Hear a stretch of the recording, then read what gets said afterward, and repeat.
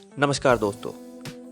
चलिए आज हम बात करेंगे भारत के गौरव सुभाष चंद्र बोस जी की, जिन्हें नेताजी के नाम से भी जाना जाता है।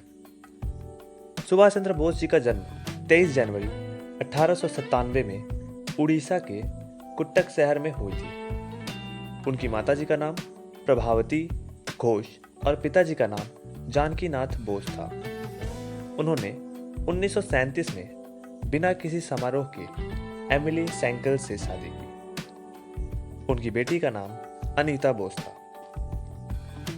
वे स्वामी विवेकानंद और महात्मा गांधी से काफी प्रभावित थे।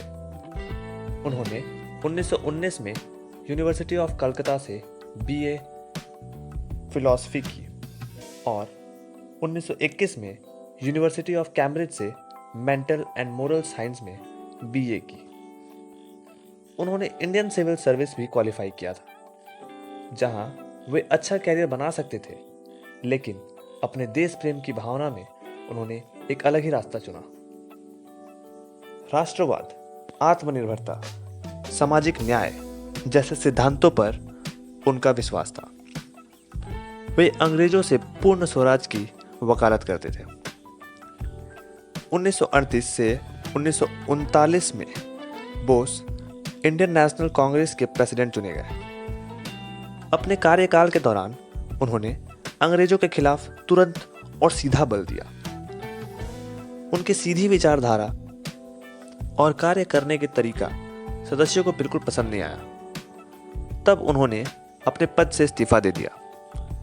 उसके बाद उन्होंने 1939 में पूर्ण स्वराज का उद्देश्य रखने वाली राजनीतिक संगठन फॉरवर्ड ब्लॉक की शुरुआत की। सन 1942 में नेताजी ने इंडियन नेशनल आर्मी की स्थापना की, जिसे आजाद हिंद फौज के नाम से भी जाना जाता है। कई युद्धबंदी और स्वयंसेवी इस फौज के हिस्सा बने। यहां नेताजी ने भारत के ब्रिटिश कॉलोनी से आजादी दिलाने के लिए जापान और दुनिया के कई सुप्रीम पावर देश जैसे जर्मनी, इटली इत्यादि के साथ मिलिट्री अलायंस बनाई। आजाद हिंद फौज ने अंग्रेजों के खिलाफ साउदर्न एशिया से कई सैन्य कार्रवाई की। 21 अक्टूबर 1943 को उन्होंने सिंगापुर से भारत की स्वतंत्रता के लिए आजाद हिंद सरकार की घोषणा की। ऐसा माना जाता है कि 18 अगस्त 1945 में ताइवान में एक प्लेन हादसे के दौरान उनकी मृत्यु हो गई, लेकिन काफी लोगों का मत यह भी है कि वे इस हादसे में बच गए थे और छिप के अपने लक्ष्यों को आगे बढ़ा रहे थे। वो देश के एक सच्चे सिपाही थे, एक सच्चे देशभक्त और एक अद्भुत लीडर भी। भारत के इतिहास में उनका नाम हमेशा गर्व के साथ स्वर्णीय अक्षरों में लिखा जाएगा। जय हिंद।